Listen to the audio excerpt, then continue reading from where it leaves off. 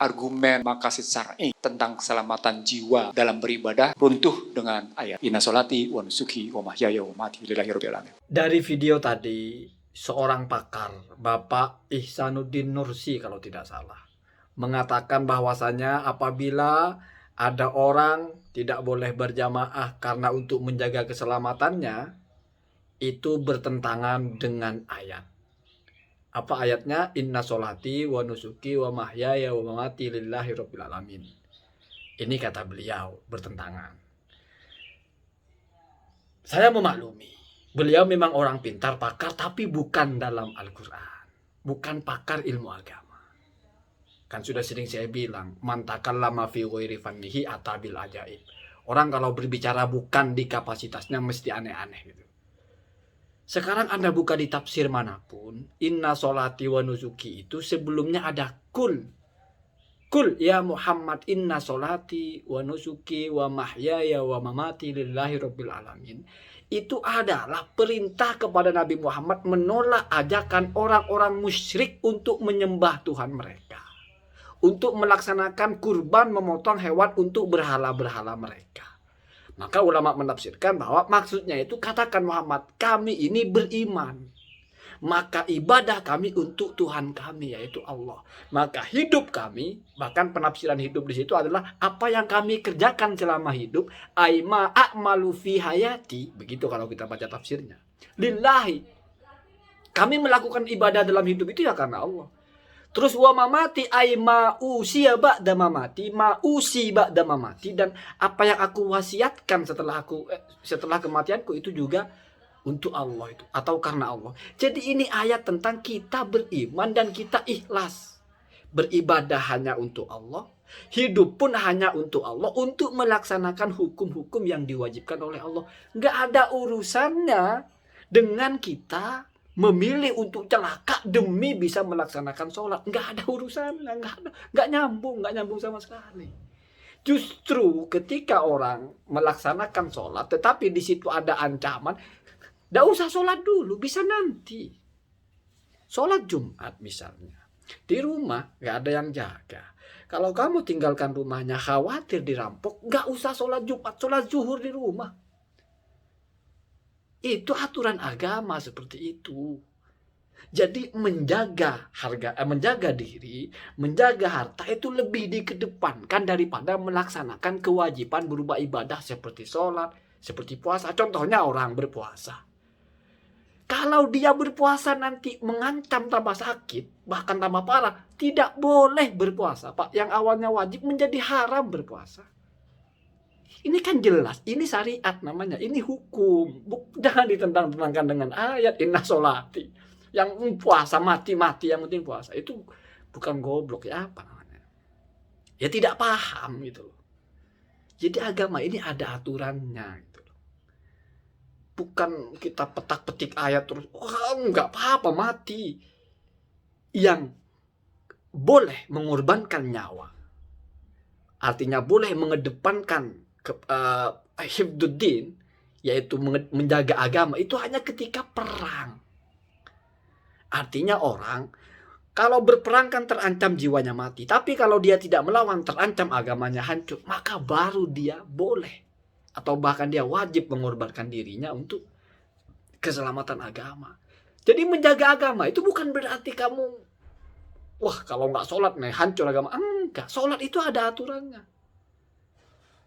Gak bisa sholat zuhur di waktunya, kamu bisa sholat nanti di asar. Jamak takhir namanya. Asar gak bisa sholat, kamu jamak takdim sholat zuhur gak bisa. Dalam keadaan-keadaan tertentu. Terlewat, bisa dikodok. Dengan aturan main tertentu. Agama ini gak kontradiksi. Gak pernah Allah itu membuat sebuah syariat di mana kamu harus mati.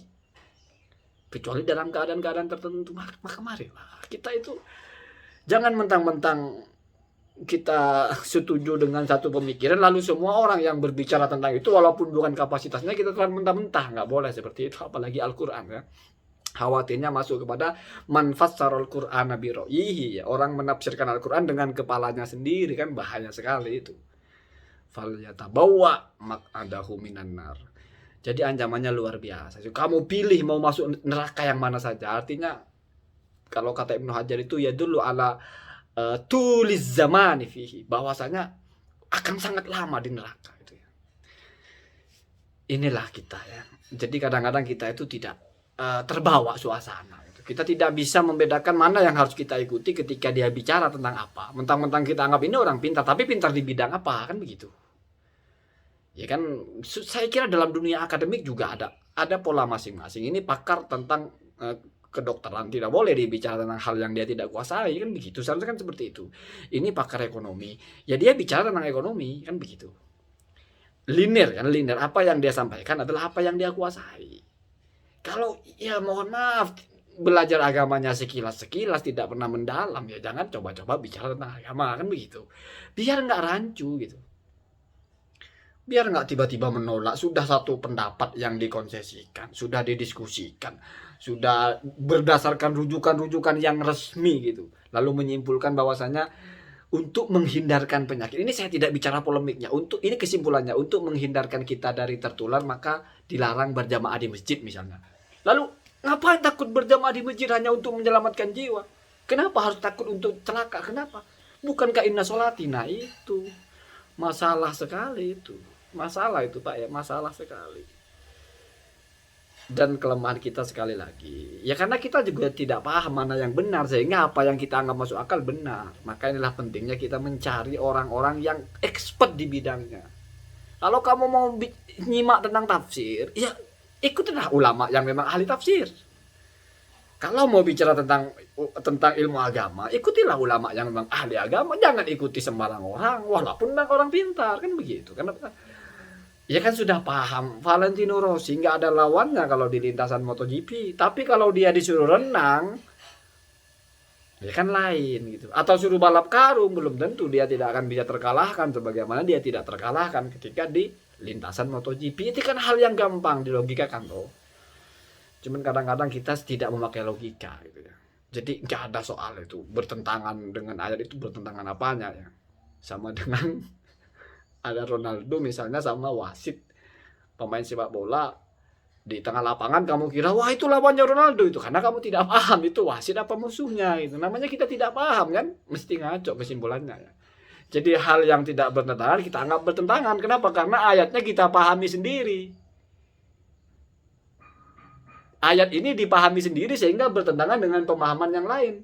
Ya kenapa? Masalahnya adalah bukan ayatnya yang bertentangan, tapi fahmuka. Kalau kata Allah yarham Syekh Ramdan Al-Buti, al-annasu amrun wal fahmu amrun akhar. Jadi nas atau teks itu sesuatu, pemahaman tentang teks itu juga sesuatu yang lain. Sehingga ketika satu ayat berbeda-beda pemahamannya, bukan ayatnya beda, pemahamannya yang berbeda. Dan perbedaan-perbedaan ini bisa diterima ketika muncul dari orang-orang yang memang kompeten. Kalau munculnya dari orang yang memang bukan ahli agama, wah saya kira ya jangan semua yang berbeda lalu kita hormati sebagai perbedaan, tidak bisa begitu ya. Walaisa kullu ikhtilafin mu'tabaron katanya. Tidak semua ikhtilaf itu dianggap itu 1 tambah 1 2. Ada orang berpendapat 5, mau kita hormati, ini perbedaan. Rusak dunia persilatannya. Adzanallahu wa iyyakum ajmain. Semoga ada manfaatnya.